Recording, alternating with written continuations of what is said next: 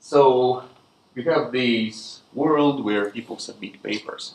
Well, the reason why I'm talking about paper submission and not something else, this is actually what I'm going to talk about. The incentives that I'm going to discuss are very much prevalent in everywhere in the society. Like if you apply for the PhD program, the same story holds. If you go into court and you collect evidence, the same story holds. There are a lot of stories you can tell with that model. I chose paper submissions because every economist has an experience in submitting papers. So intuition that I'm going to provide is shared by people in many areas. I'm being more general with that story than if I concentrated on something like venture capitalism. Venture capitalism is again the same story. So let me tell you about how papers are submitted from my point of view. And you can continue into other fields if you want. So I have a lot of authors out there. In economics, it's about 10,000 people. They write papers and submit them to journals. Okay? So why do they care about publications in journals?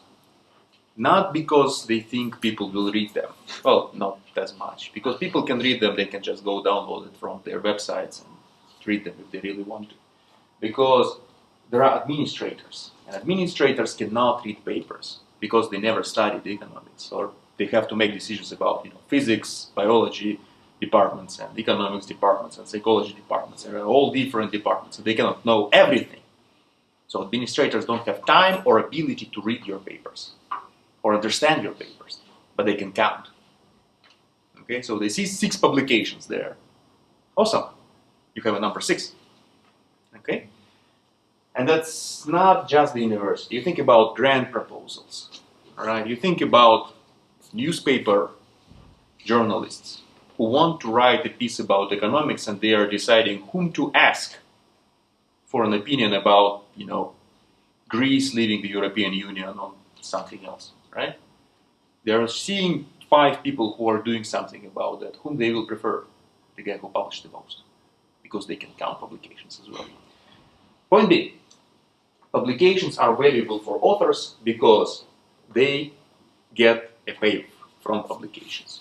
There is a payoff from inventing something, there is a payoff from telling other people this invention, there is a payoff because the world became a better place, but there is a payment from publication, and I'm here only talking about the payment from the publication.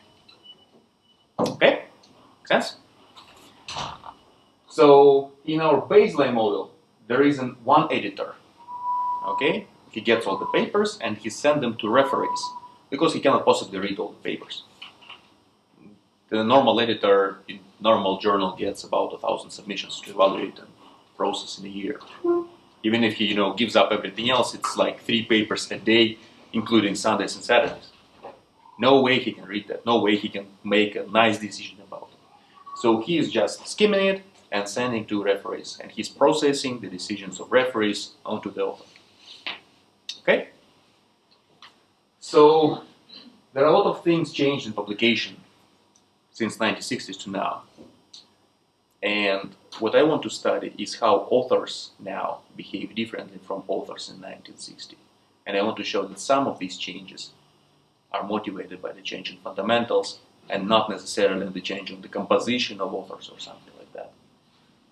Or, invention of the computers or other things. So, going a little bit deeper, what changes, what happens and what changes is that it's hard to get into a journal. If you look at the publication statistics of AR, you get the acceptance rate of about 3% nowadays. You get to the referee stage with 10% of submissions.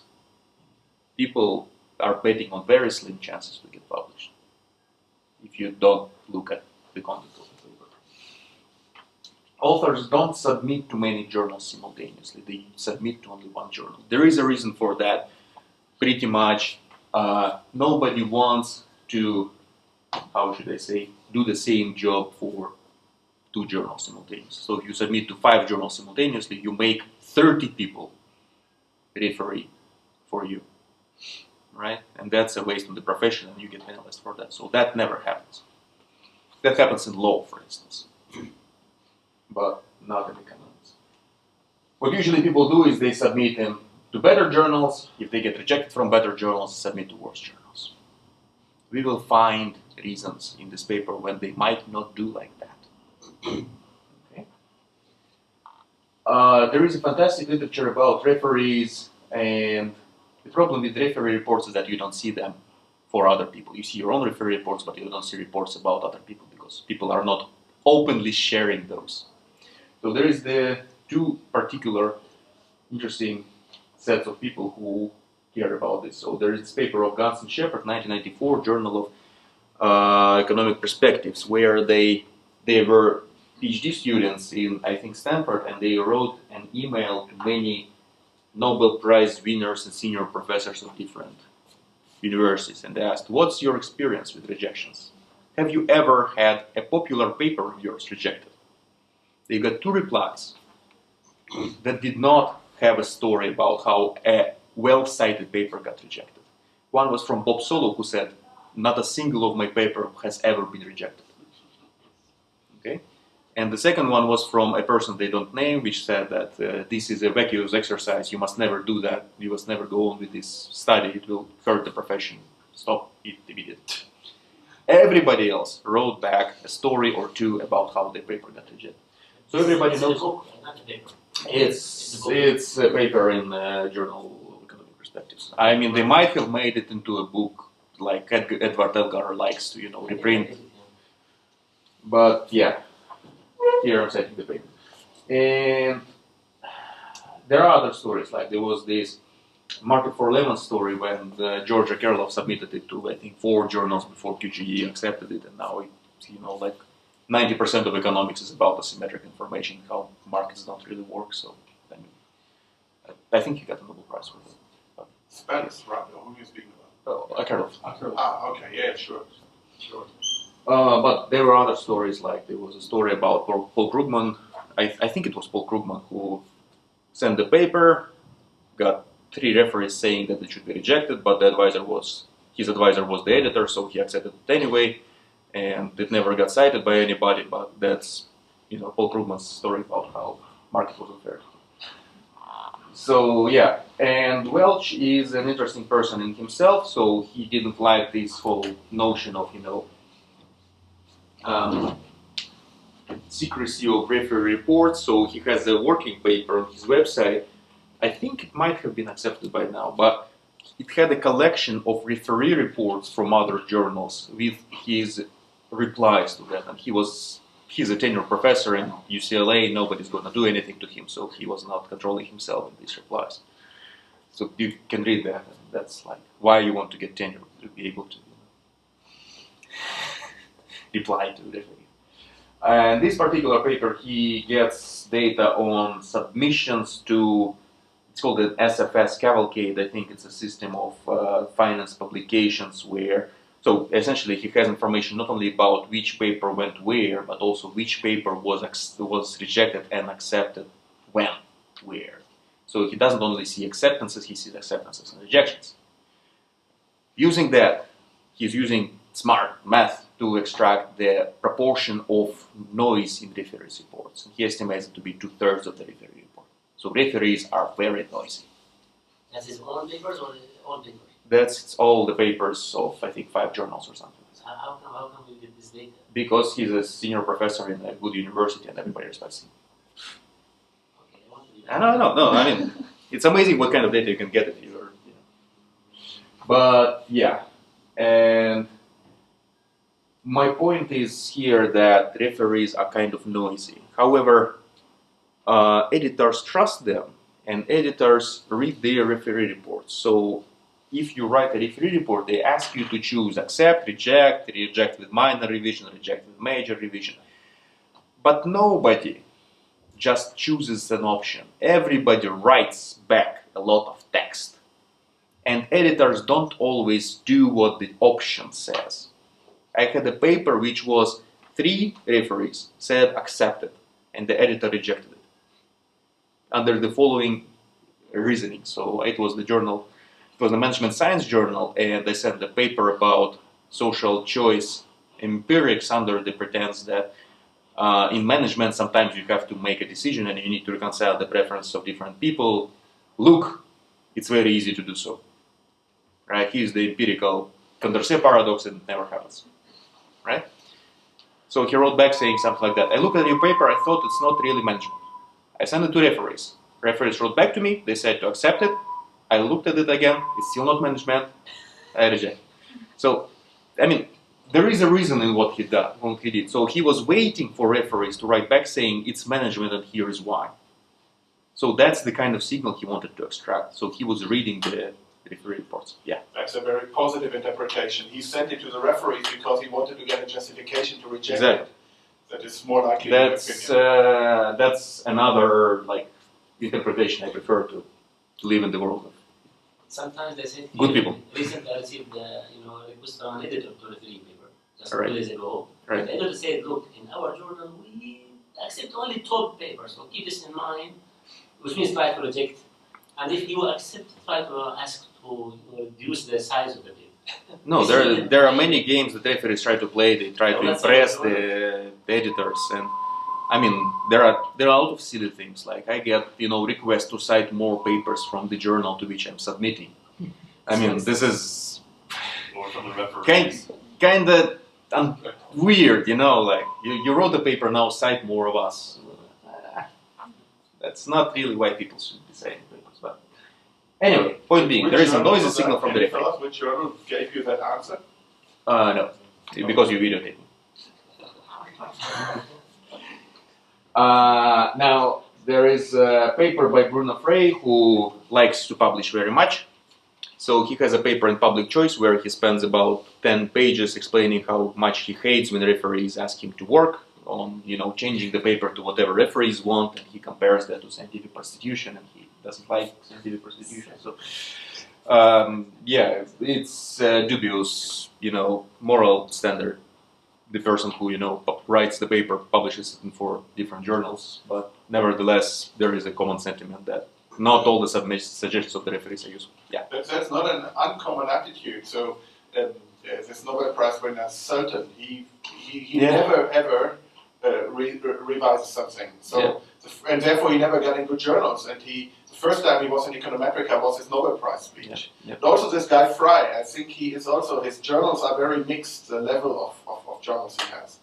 So it's, but he's still well known, right? Maybe a strategy to just not He, care I think, about this. lost his job in Zurich because he submitted to many journals simultaneously. He did? Yeah, but I don't think he lost his job in Warwick. That's against all rules. He's a behavior, right? He's economics of happiness. Man. Yeah, okay. He does a bunch of regressions.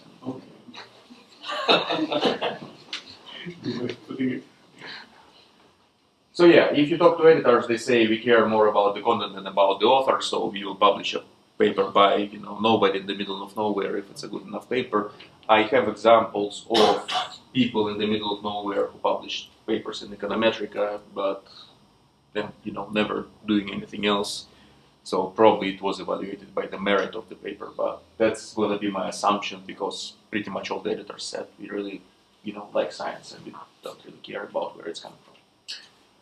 So examples of changes that I'm going to be dealing with my model include but are not limited to things detected in other papers. There is a paper by Ellis in 2002 which pretty much started this numerical evaluation of changes in publication process.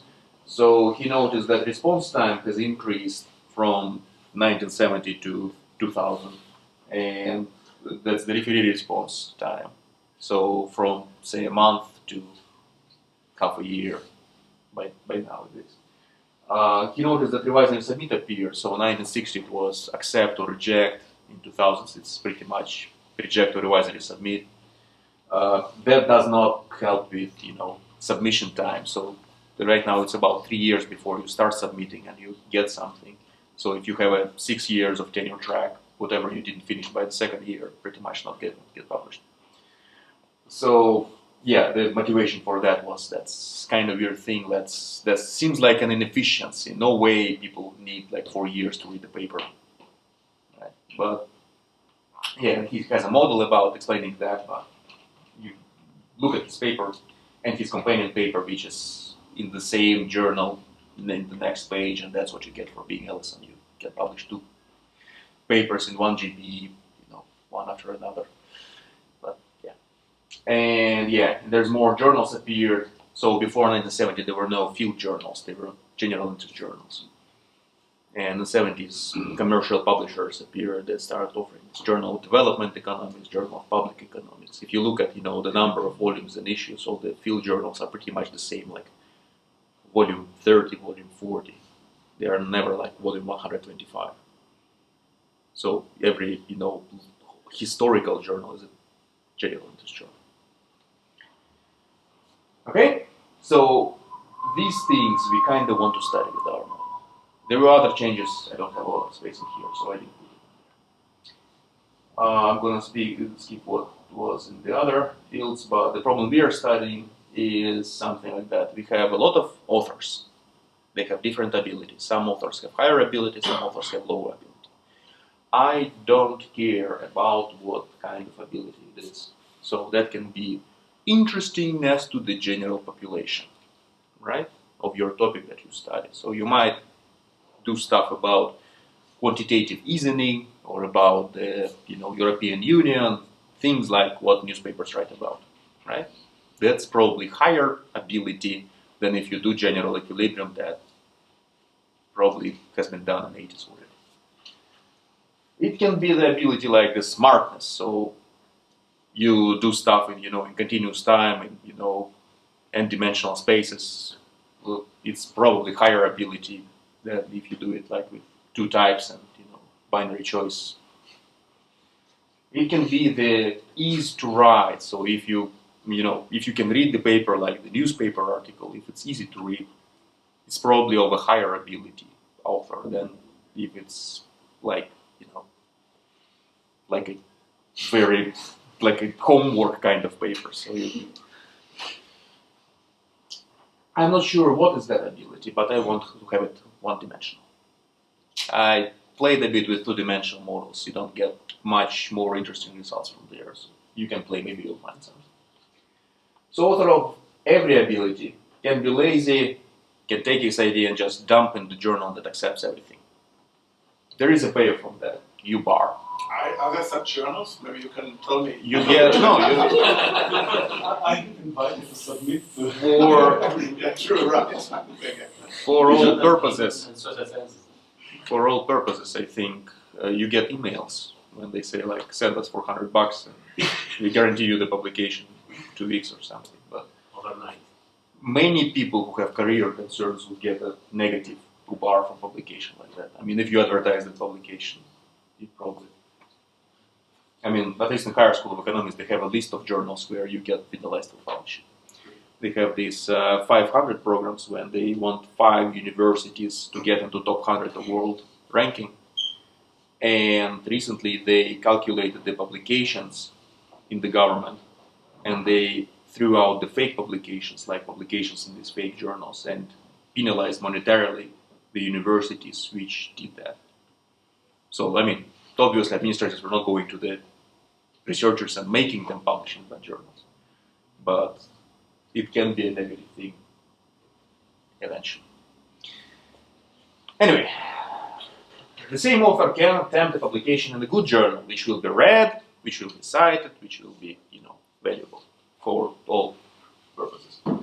So I normalize the utility from publication in a good journal by 1. You get 1 publication. Okay?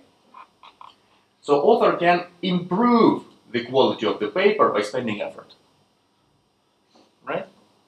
And he will do that to increase the chance of publication. So how publication happens? Editor gets all the papers and sends all of them to referees. And he gets a signal, which is on average the same quality, the true quality of the paper. So that's the ability plus effort. Plus a little bit of noise. And epsilon will have some distribution, and alpha will be like the measure of variance. The bigger is alpha, the noisier are referees' reports. Make sense? So there's no desk reject in this model? There is no desk reject, you can add it on top. Let me do the baseline model and you will see how it's... Actually, let me put it like that. I saw a paper where there was a choice of the editor between desk rejection, desk acceptance, sending to one referee, sending to an unbiased referee, sending to a biased referee, sending to 2 referees, one biased, one unbiased, sending to 2 referees, one...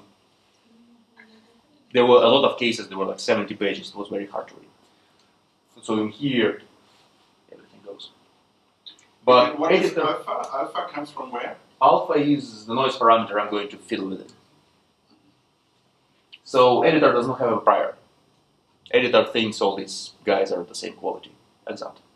You can do heterogeneity, and at the last slide I'll tell a bit about it. Editor has a threshold of Q hat. If he gets a signal higher than Q hat, he thinks the paper is good enough. Make sense? I want to publish good enough papers. So where does it come from? I don't know, and I don't care.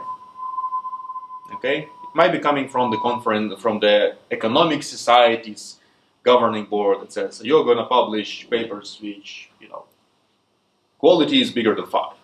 And the editor is like, sure. It can come from some decision of the editor where he has a capacity in the journal, right? That he thinks, if I get, too many papers, I cannot publish them in nice little books, so I'll just take the best papers so that the quantity of accepted papers will be bigger than. If you look in the real life, the capacity is not really a concern. Like, for instance, AR, at least a couple of years ago, had a backlog of publication of 3 years. I saw a paper which was accepted 6 years before it got published. So from the point of view of all these promotions and everything, acceptance is sufficient. So for the purposes of this stamp putting that this is good enough, people don't care about anything after publication. After acceptance. So publication and the capacity as an issue is not really that strong issue. But yeah, editor can have other issues, like for instance, he wants to stimulate efforts, and we will talk about that a little bit later. So, academia consists of authors and editor. Editor is kind of stupid because he has only the threshold, and the authors decide how much effort to spend, and if they spend the effort, whether to submit or not in the first place. So we are not sure which of these thetas is published, not published, is a good thing. So probably it's a good thing when people write papers. Maybe not. Maybe it's only the smart people who are supposed to write papers, and everybody else is creating noise, and it's harder for everybody to, learn new stuff. Maybe effort is good if it's coming from the smart people, and not so good if it's coming from not so smart people. I don't know. I will characterize what happens with E, I will characterize what happens with theta, who decide when it's more likely that people start submitting, when it's less likely that people start submitting. And you can come up with a welfare function. And you can make a statement about, whether the world became a better place or a worse place. The general prediction that I get from many changes is that some people win, some people lose, some people increase effort, some people decrease effort. The awesome thing that I get from my prediction is that there are specific classes of people who move in the same direction. Okay? That's what I'm going to do. So yeah, there is one equilibrium, it's unique, up to these thresholds kind of thing. If you endogenize with capacity, you get still unique equilibrium. It's pretty much straightforward. Now, how the effort choice works. You have the probability of publication, so that's the probability that your paper, after getting a little bit of noise from the referees, is good enough. Right? So we have the CDF of this epsilon. We can rewrite this equation as, epsilon less than this fraction. So that's your probability to publish. This is your probability to publish. This is your probability to fail publication. If you fail publication, you drop it to the bad journal. But you drop it tomorrow. Right? So you will publish if your publication chance is high enough. Your alternative is just to dump it now.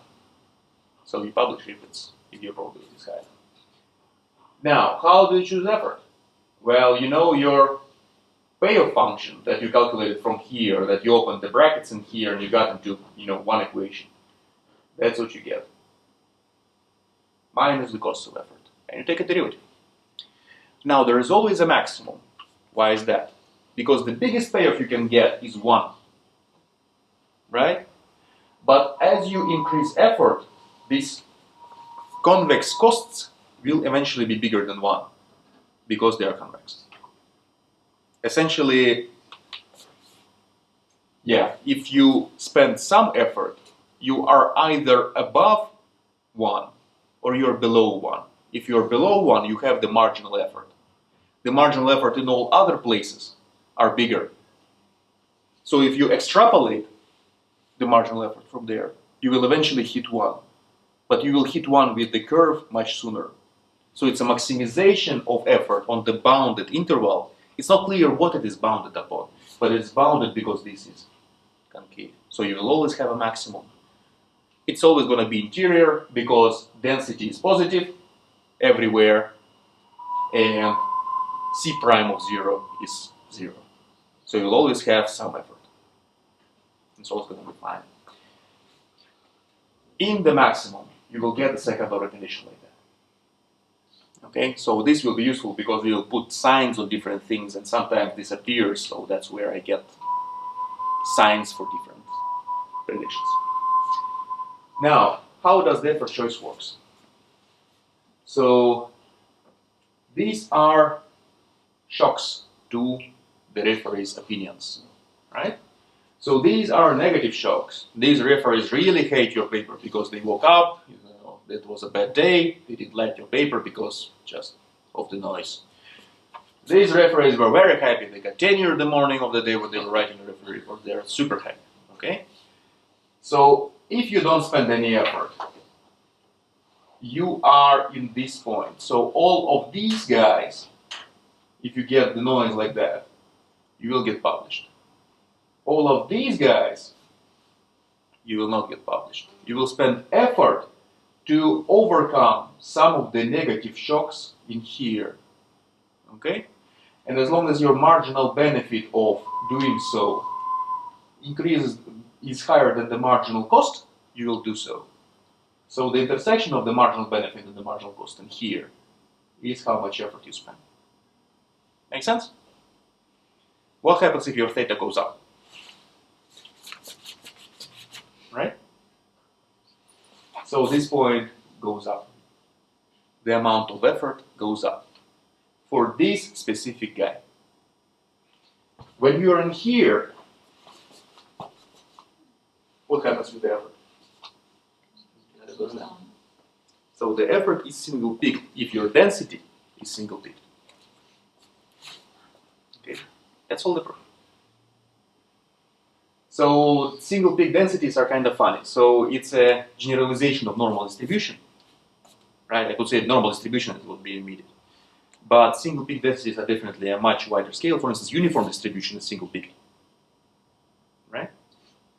It's not unbounded. It's not defined everywhere, but it's single peak. A decreasing density would be single peak. It's not defined everywhere again, but it would be single peak. Every log concave density is single peaked, but there are single peak densities which are not log concave. So it's not, everything in the world, but a lot. In economics, log concave assumption is pretty much done everywhere without any hesitation. So single peaked is more general than log concave. Okay. If you don't have this peak in here, it means that your effort will be increasing at the beginning and decreasing at the end. There will be weird stuff in the between. Right? But the single peakedness of effort will help me to identify some interesting parameters. Those of you who like math would be like, hey, you might have multiple solutions in here. How do you fight with that? Well, it's easy to do if I don't, right? So high theta, well, blah, right? Low theta. With one intersection, it's very easy. And you can even take a derivative and show that, there is a point where there is a maximum, there is, increasing it before and decreasing after. If you have multiple intersections, right, you will have a jump. The funny thing is, you will only have a jump in the increasing part of your effort function. And it's always going to be the jump up. Let me explain you why. So this particular guy in here has two levels of effort that are both maximum. Okay, he has these two humps in his utility function, and the values of the humps are at the same value. So here, the marginal cost from A to B is bigger than the marginal benefit, right? So A has to be a maximum. It's a local maximum. C is a local maximum as well, because marginal benefit is bigger than marginal cost on the left, and the other way around to the right. So A and C are local maxima. They both will be global maxima if the value at A is equal to the value of C. The integrals between A and B of that difference, this whole area in here, is the negative shock to the utility. It's decreasing utility. The area between B and C is an increase in the utility. When they are equal, there was a decrease and the same amount of increase. Okay, so you're at the same value. This particular theta guy has two solutions. That's why the maximum effort is called upper hemicontinuous. Okay, so because there might be jumps like that. Now, what happens if you increase ability? This whole hump thing will shift to the left. What will happen to the areas? There was this negative area and there was this positive area. That negative area will become smaller, right? The part of the negative area that was, before remains and the rest of it goes away. The positive area becomes bigger. If you take this thing, take a piece of paper, tear out a shape, and move to the left, you will still get a little slice in here remaining. So the positive area is bigger. So negative area became smaller than the positive area. You had to go from the minimum, from the smaller outcome to the bigger outcome. You had to have a positive jump. Let me show you how it works. So in here there was a jump for this density. So there was a small increase in here, then a sudden jump, then a decrease. Here there was no jump. There was always a unique intersection. It was increasing and then decreasing. Okay? So this is the only difference. If there is a jump, it's an increasing part. And therefore, I can get the result that the paper quality increases in ability. So it's clear why it's so with jumps, right? So you have a huge jump in the effort choice at the point of multiple solutions. For the rest of it, you take a derivative and you get that, the increase is positive. And that's where you need the second order condition. Okay? So smarter people probably write better papers. That's kind of reassuring, at least for me. That's very optimistic. Well, if they write one paper and they don't always they have the same payoffs and the other thing. Yes. So to be honest, I didn't get all the technical details here. But so your main argument is that I have, so to say, a choice to either invest no effort or to invest a lot of effort. And the more not a lot. It's a the more continuous. likely is I choose the other one. It's a continuous choice of effort. If you throw it in the bad journal, it doesn't make sense for you to spend effort. No, I see, but I mean the equilibrium effort, so to say, if Right. there are multiple solutions, it's either zero or some effort. Right. And the more skill I have, the more likely I am to end up No, with if there is a specific level of ability for which you have this choice between two levels, the guy who is a little bit better than you will always choose the higher effort. The guy who is a little bit worse than you will always choose lower effort. So in the population of my people, of my authors, the probability that you end up being the theta guy with multiple solutions is zero. So there are good people and bad people. That's it. Well, yeah, so that's the guy who has two solutions. The guy to the left has to have a low solution, and the guy to the right has to have a higher solution. So this whole exercise, which in the last 5 minutes was just to show that we will have practically just one solution here. It was to show that the paper quality is increasing in theta, always, including the points where there are jumps, because the jumps, they always jump up, and they happen only in the intervals when the jump, when everybody else in the neighborhood is going up. Right. So this problem in here, you don't really need formulas to do more comparative studies. For instance, what happens if your threshold for publication becomes higher? What if the journal becomes more demanding? What changes? Your thing here moves over there, right? So for able guys, for guys with high theta, right? Well, actually, I say Q hat increases, so it moves this way, right? So for guys who have low theta, who are these guys, the effort will go down. The guys will give up. It's harder for us to publish now. We will not try. The guys who are able, they will increase their effort. It became harder to publish. We need to make sure that we are still publishing, right? So what about the time costs? The time cost of publishing, delta. What happens if your delta goes up? The whole of that shape goes down, right? Everybody spends less effort. What happens if you bar, the utility of publishing somewhere else goes up? Same story, right? So this is the time cost of publishing. That's the, time lag between you send it and you get it back, right? These are the monetary costs. Because if you think about the opportunity costs of publishing, right? What you defer, right? What you give up.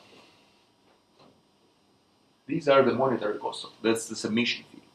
What people usually say when you're telling them that, in economics you publish too slow, they're saying, well, otherwise we could charge, $10,000 for a submission and you'll get it if you report tomorrow. It's just, economic professors are very busy people. They have to do consulting. Consulting is very expensive. And, they will not give up, $500 an hour for consulting for, reviewing your measly paper. If you pay them, $10,000, they might. But other than that, you have to wait until they have something free in there. Well, there are two counter points to that. One is that there was an experiment in the Journal of Public Economics when editors sent to referees different referee response requests. So they were saying, tell us your decision whenever you want. The other group said, tell us your decision in a month and a half. Third one was, tell us your decision in a month. And the fourth one was, tell us your decision in a month, and then you will get $200. There was no difference in answers from referees from the first three groups. And the fourth group, they've got more people who were saying, this is a silly thing, we will not be doing that. We are not going to get paid for doing this referee post because that's a service to the profession, and $200 is a humiliation to me. So they were eager to do it for free, but they were not eager to do it for $200. Point being, if you ask economics professors who are very busy, you will probably still get a reply much faster if you just ask them nicely, right? So, and the second point in here that I'm saying there is a difference between time costs and monetary costs is that, remember, we had this choice between publishing and not publishing. So effort is working in the same direction, but decision to publish works in the different direction. You see, here is the choice. Here is the choice between publication and no publication. The change in here with respect to delta or U bar is the same, right? But this thing does not depend upon delta. So delta increase will increase the attractiveness of publication. But increase in U bar will increase that much faster than this thing. Okay?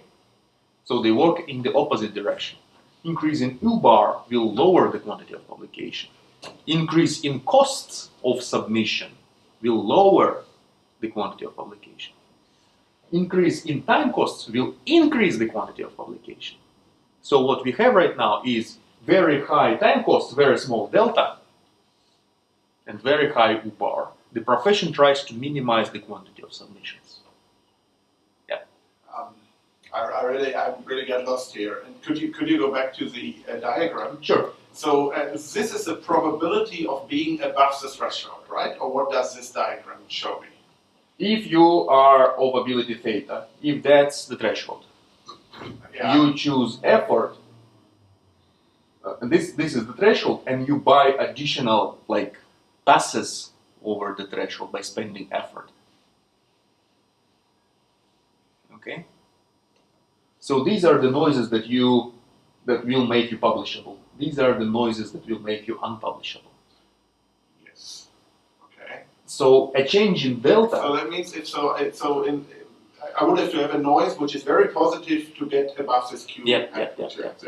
You get some of that for free because you are high ability. You get some of that because you spend effort. Okay. Right. So so my ability is also on that axis. Yeah, that's the difference between the threshold and wherever you start your marginal cost. I see. So okay. My point here is that the effort choice is affected by both delta and if bar. If I increase efforts and I move more to the left, right? Yeah, the effective threshold for you would be more to the left, yes. I see, I understand. So these are the new acceptance thresholds, given my effort and given my, I understand. Now I get it. Okay, I see. But my point about delta and bar was that the time costs and monetary costs are differently affecting the decision to publish and the effort. They are affecting effort in the same way. So if you wanted to keep the effort in the same way and you wanted to fiddle with the decision to publish, you would need to increase one and decrease another. Okay? So, and the way it's now in economics profession is that delta is very low and the bar is very high. Okay? Okay. So, yeah. Why U bar is high, by the way? Because, well, in here I don't have explicit costs of publishing, like as a number. If I had the cost of publishing, I would have a, well, there is U bar could also be something like a consulting I rate. didn't answer that for like half a year. I don't remember.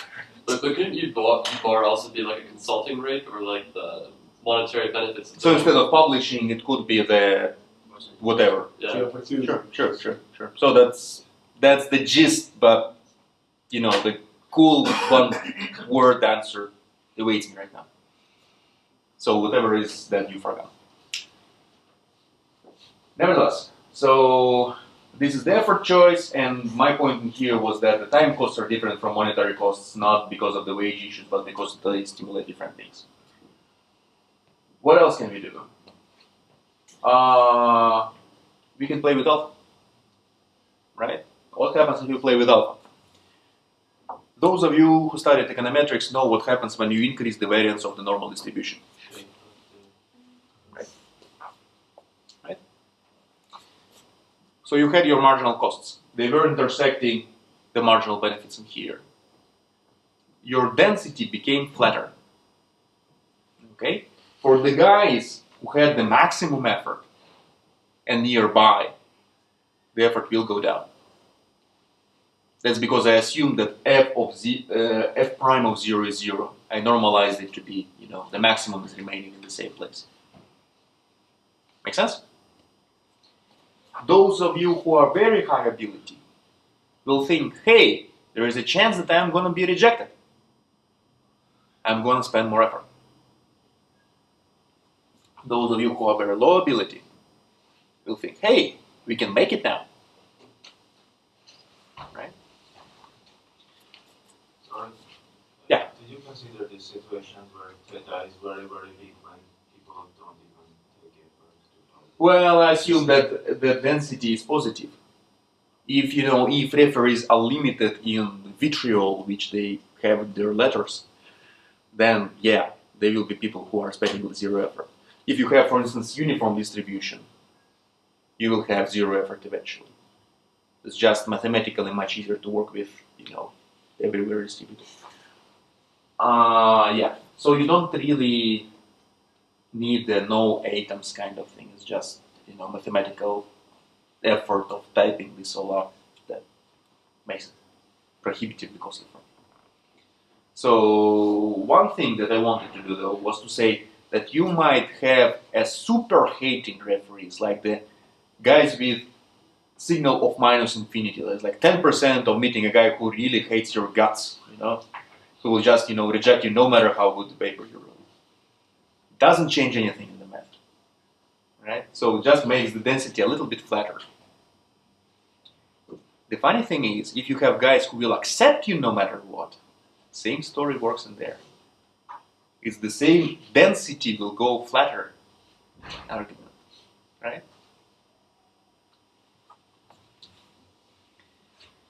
Okay.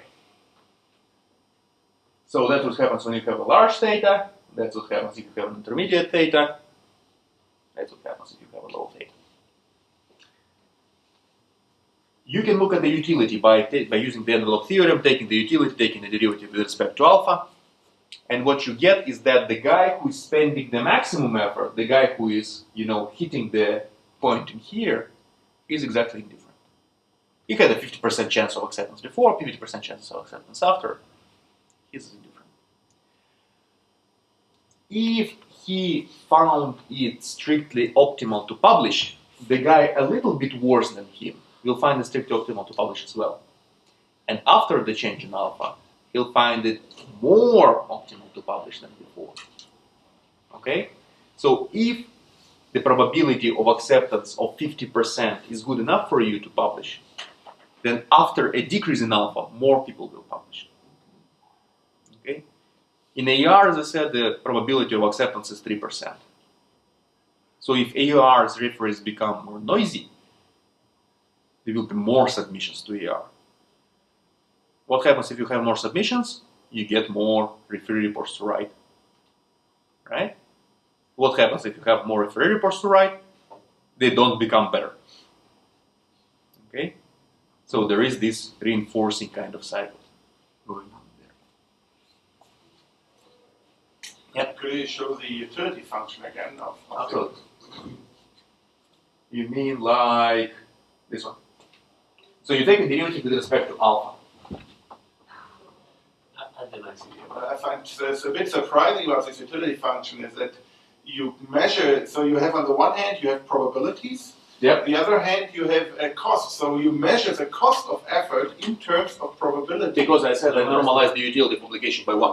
I can normalize it by p. So the utility is linear in probability. So, but still, I mean, so you measure the cost in the likelihood, so to say, in the unit of measurement is the likelihood that I will get this one, that I will get it published. Yeah. Okay. Not quite sure, if you, I mean, that's maybe mathematically. I know, okay, at but least. think about yourself. I mean, is it like? Would it make you happier if there would be like $3,000 times probability of publication? Because that's what happens If in you many would universities. assign a dollar value to getting it published, you mean? There are universities that say if you publish that in these journals, you get 30,000 more money. Does not change anything. That's normalization. I see. Yeah, I mean, when I'm working, I'm not doing so much research, but if I do research, my cost of doing it is not, I'm not only just looking at whether I get it published, it is also something. Absolutely. You see, I mean, while you measure everything in this, so to say, in this term of reward. But okay, I mean, it's an assumption. I gave up all this, wishing to do good things at the very beginning. These guys are just for the money. I see. Okay. Right. So yeah, you take a derivative with respect to alpha. In here, you get something times density of what's inside. So when what's inside is 0, you get no change. When what's inside is positive, you get one sign. When what's inside is negative, you get another sign. So it's very simple. Okay. So that's the change in referee's precision. And now we do applications. What happens if you have two journals? You already know the answer. What happens if you have two journals? Well, obviously you have different formulas. But from the practical point of view, you have one more option. You don't have to throw it away into garbage if you, right? If it made sense to you to submit to the first journal first, and the second journal is exactly like the first journal, you will resubmit to the second journal. Right? So this cost function isn't changing. This is just like Your- you put it to QJE, you put it to JPE, then JPE to. You're spending effort at the beginning, and submission fees like $100, and pretty much everywhere universities compensate that. So monetary. Alpha is changing. Alpha is the same. Your point is that probably these two worlds are different in other aspects as well. Like alpha is different because you have to spread the refereeing effort between different places and all this kind of stuff. Maybe. Let's make one step and then make another step, and we kind of know what happens if alpha changes already. Right? This curve becomes flat. Now, because you have an additional chance, because you have one more flip of a coin, you will be happier. If you're submitting stuff, you will be happier. So more people will submit immediately, right? And it's going to be not good people who are submitting. Right? All authors who were smart, who had a higher chance of a submission, now have less incentives to spend effort. All the best authors will spend less effort. All the bad authors who now have a higher chance of acceptance will spend more effort because now it makes sense. Yes. So when we move from this world with one journal to a second journal, Mhm. so and the alpha remains the same and the Q remains the same. Yes. Then that means that I will, so to say, just if I make a decision, I will just repeat the same what I did for one journal. That's Right. the optimum. I will do it twice, hoping that the second time I will be above the threshold. If I I'll get a better outcome of the referee. But my optimum level will not change by that. Well, you don't change effort in between. I'm saying you will change. You will have a different problem. You have the old first order condition. Now you have a new first order condition. Your effort choice will change. Right. At the beginning, so you take it into consideration. I see. I see. I understand. So this assumed, in fact, that the effort which I have exerted Right. with my first submission Right. will also count for the second submission. So I can only Yes, choose because one you wrote a type. paper. I You can't wrote a change paper, that. and you don't, unwrite it back. I see. I see. I see. So you don't learn anything from the theory reports. That's the more important part here. You kind of know your effort. You know your theta. So if you had some uncertainty about that, if there was correlation between epsilons in two journals, you might want to spend additional effort in between, or not spend, or unspent. Make a worse paper. So I had let me give you an example. I had a paper which was accepted in the journal which said remove this section out of this paper because it's not interesting. So I made the paper worse, but it got accepted. You can't spend effort to remove effort. But what you gonna do about it? So yeah, there is obviously stuff to complicate in here, and I leave that to people who want to write more papers inside. What else can you do? You can do two different journals. You can say there is a good journal and there is not so good journal, and you get penalized if you publish in the second journal.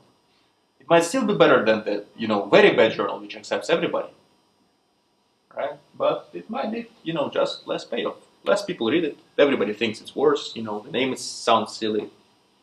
I don't know. One big change is that it's not always the case that people resubmit to the second journal.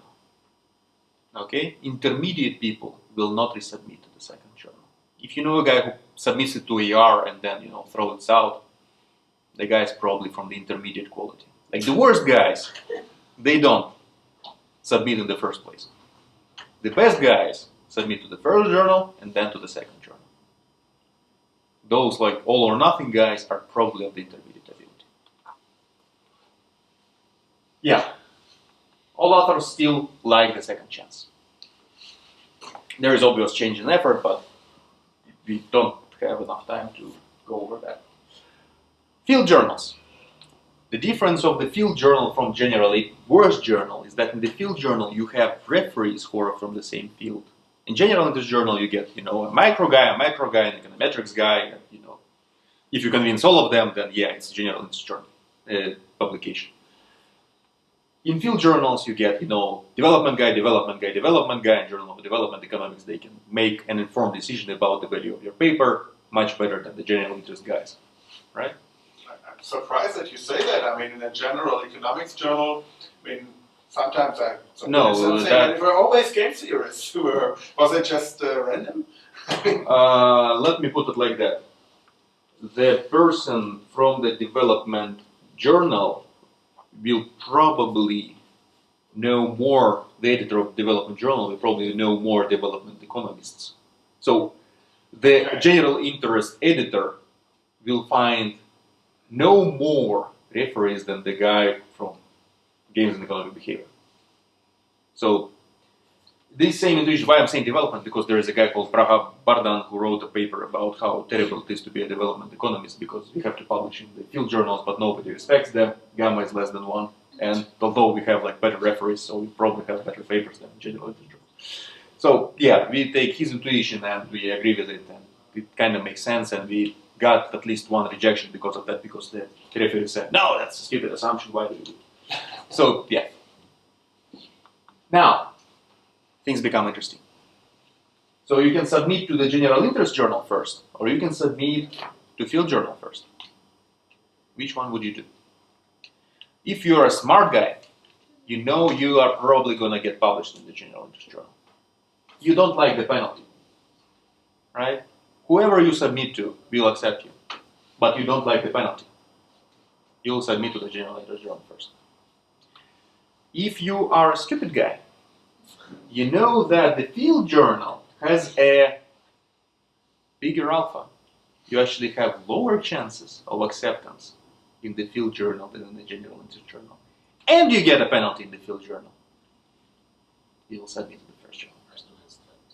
Only intermediate people, if there are any, only intermediate ability people will submit to the field journal first and then to general interest journal. That immediately has the implications for the job market. So you come out on the job market, right? You show your job market paper. You're saying it's under review in the Journal of Development Economics, and you're from Harvard. What will people think about you? You're either high or intermediate. You're probably intermediate. If you come out from Missouri and you're saying, I submitted it to Journal of Education Economics, right? You're either high or low. You're proudly. Not low. That's Specialized. so. No, I mean, you take your chances well. You want good referee reports. It makes sense.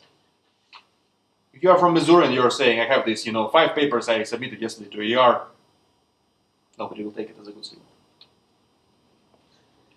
So yeah, that's the funny thing that you start getting as soon as you get deeper. You get non-monotonicity in decisions. So before it was smart people do this, not so smart people do that. Intermediate people do things differently from smart and not so smart. You can do other stuff. 1 or 2 papers. If you have an option to write 2 papers, like spend 2 times more effort and get 2 outputs, which will be evaluated by different referees, would you do that? Well, if you're a smart guy, obviously, right? Because that gives you a higher payoff. If you are intermediate guy, you spend a lot of effort. It's very costly for you to spend more effort. You will not do that. It's easier for you to have 1 paper but published than 2 papers which are unlikely to be published. Right? Only if you're a bad guy, right? It again makes sense for you to write 2 papers because one of them might be published by chance. Okay? This is not science. I know. Do you want to co-author? So how I model that? I'm saying our matching in ability is perfect. So we want people who are more able to co-author with us.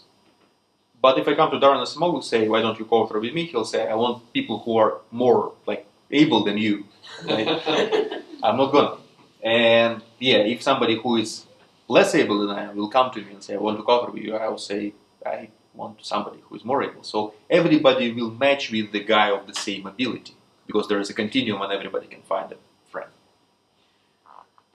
So I know that the other guy will spend that much effort when co-authoring me. So I kind of get a bonus to my ability, an improvement on my ability. How much effort will I choose? Well, the answer is effort per person decreases for highly able. So smarter people start working less, and less able start working more, because now they have a higher chance because of the single picketness of effort kind of thing. There's no premium here for single authored papers. It's still just one. No, yes, there's gamma here. Oh, okay, yeah. Yep. But I mean, do you model this free rider problem here? I mean, Yeah, here it is. It's not the first best. It's not a free rider. so It's they are just playing in fact a game. Yeah, if we also something together, we are playing a game. We both try to well, put as little effort as they possible. move simultaneously. I see, but then Yeah, there will we be do the another best supply response. of effort. There will be another supply compared to the first best, and you can do the same story with first best, and you can tell me what happens. Okay. So yeah, the first order condition changes. You see, there was just E, and now there is two E's. Okay, and the funny thing that I didn't do is I didn't draw the graph for that. But again, what you get at the end of the day is that smartest people don't co-author because they don't want the penalty. Less, like very low theta people, they don't co-author as well, because they get pretty much zero in both cases. But 0 times gamma is less than 0. Like for really, a little bit positive 0 kind of things. But you are assuming that both co-authors are of the same ability here. Assume there's a perfect match again. Yeah. Why cannot be there a different model of co-authorship when one gives the idea and the other one does all the work? There is such a possibility, but I'm already at 40 pages. Okay. And Fair enough. that's one thing. The other thing is that you start thinking about how do they distribute the reward. One simple story is like that. I'm saying gamma, but screw it. The other story is I think people co-author not only for money, but also because they want profession to update beliefs about their ability. So if I co-author stuff with Asimoglu, they will assume that he did, the idea, he did the writing, I proved the theorem, he threw it out, proved it himself, and, I'll get 0 payoff from that. Darren will get 0 payoff from that because he is already on the maximum payoff kind of work. Point being, it's not profitable for either of us. I need to co-author with somebody who is, there is this complementarity story, for instance, right? I have skills that he doesn't have, so we have this complementarity kind of thing. There are, issues like why do you have 3 co-authors? How do you distribute payoffs in there? So it's just, did you read the Anna Karenina? Of course I do. It starts with like every Happiness. happy family is it's very similar. So this is my happy family when they all are perfectly matched, and they start to get unhappy families. There's so much, worms that come out immediately out of that can. I just don't want to open it right now.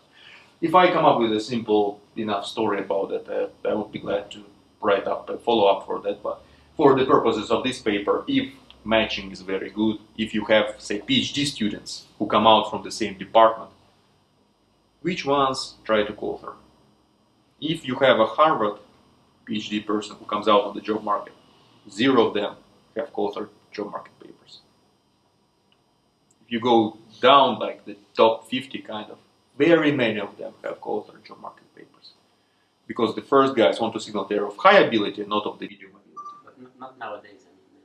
Diana Kuzmenko, she was at Harvard, now she's in Princeton. No, there is Sascha Baghestanian who had like 3 papers which were accepted in like a year when he came out. So but it's, how should I say that?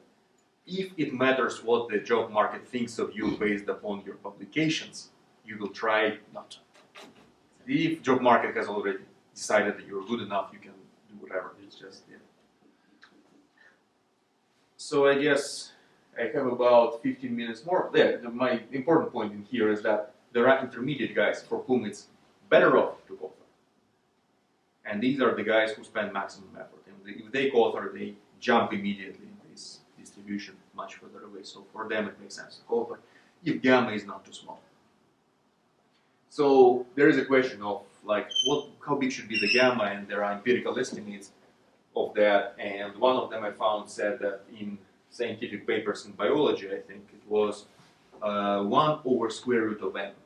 So 0.7 in terms of in this particular example. So in biology, there's usually like 8 authors. So 1 over square root of n is. So again, so 0.7. If this gamma is more than 0.7, then I would have an incentive to call. No. I'm saying empirically gamma is about 0.7. Okay. In my theory, if gamma is not too small, it makes sense for the guys who have the maximum effort to spend the maximum reasonable effort.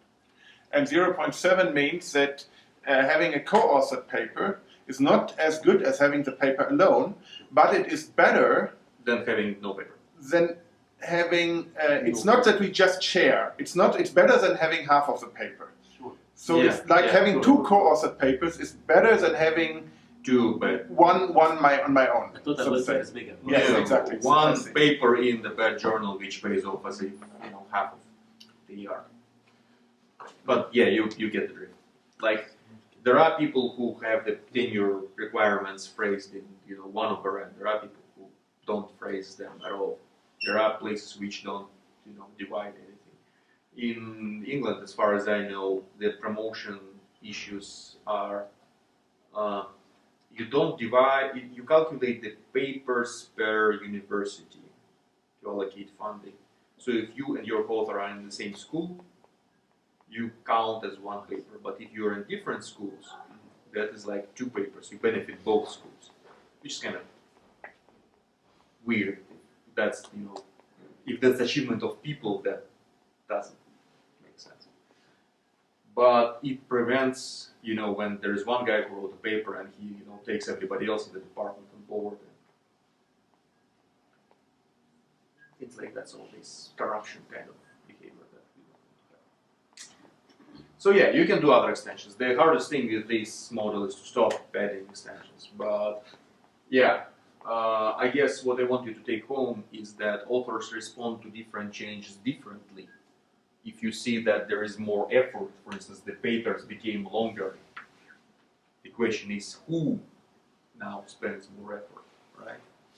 So if there is like 20% of guys spend, 8 times more effort, are they the smart guys who spend more effort? Is that the good effort that is getting spent, right? Is that the effort to embellish the paper, or is that the effort that you extract more knowledge out of the same data kind of thing? So, for instance, it's good for a profession that we now have more journals. Why? Right? Who benefits? Does the profession benefit? Right? So some people, because of that, spend less effort. The more stable guys spend less effort. Is that good for the profession? Well, the utility of all authors is higher. That's for sure. Right?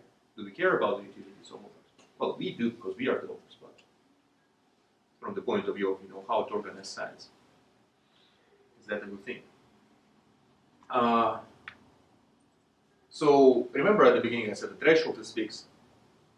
Obviously, if you have a change in submission patterns, if some people decide to submit and some people decide not to, the motivation to submit changes and the quantity of submission changes, and with the same threshold, the quantity of acceptances changes.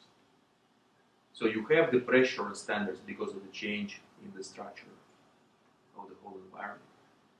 If your effort changes, the shape of final distribution of qualities of the papers changes, right? So the threshold can move out or move backwards because the effort distribution changed. Okay. Is that observable to the editor, or he No, assumes? not in my model, but this is the point in here. He sees the school, he sees the graduate, he knows the advisor, right? So my prediction from that model, from that threshold model of acceptance, is that if the editor has a prior signal and the prior is better, and he sees the replies from the referees and the referees are the same, right? So same replies from the referees for one guy and another guy. He has a better prior about the first guy. He will publish the first guy, but not publish the second guy, right? let's take this higher. Straightforward prediction. Now, I took, with my co-author Sasha, I took top 100 Rebecca people in 6 different fields of economics. These guys are smart enough to publish in every journal, right? They won't spend a lot of effort. Their theta is really high. Okay? Their ability was with them when they were finishing their PhD. There is many reasons why you don't get to Harvard. Most of them did not get to Harvard. And if you look at this top 100 ranking, some of them did, but not all of them. So we took first 10 publications of these guys. Why first 10? Because by the 100th publication, people kind of know that these guys are smart enough, right? So the first publication, the only thing they know about these guys is, the school they graduated from, and maybe the job they have. And like in the 1970s, you first get a job and then you start publishing. So we found that for all 6 fields, the affiliation and like either the PhD program and the job, the first job, is significant for the ranking of the journal where your paper ends up. So for instance, John List had his first like 3 or 4 publications in Atlantic Economic Review. It's not different now from what it was 30 years ago. So why did he publish there? Maybe because he thought it's AR as well, right? We don't know. We can come to him and ask him, right? But that does not necessarily will tell us his problem of 40 years ago. So I interpret this as statistical discrimination, but we want to see whether they were underplaced. So we want to get the citation data. We'll take the issue of Atlantic Economic Review, where John List has published his first paper. And we look at other papers in the same issue. And we look at their citations. So if John List's paper is much more cited than other people's paper, probably it's better. Right? And we look at the first, 3 years or 5 years since publication. And we'll just try to see whether, it's underplaced or the guy just didn't know how to write papers and then eventually he learned how to write papers. And for that we need an array, and for that we need a grant, and for that I need to make my co-author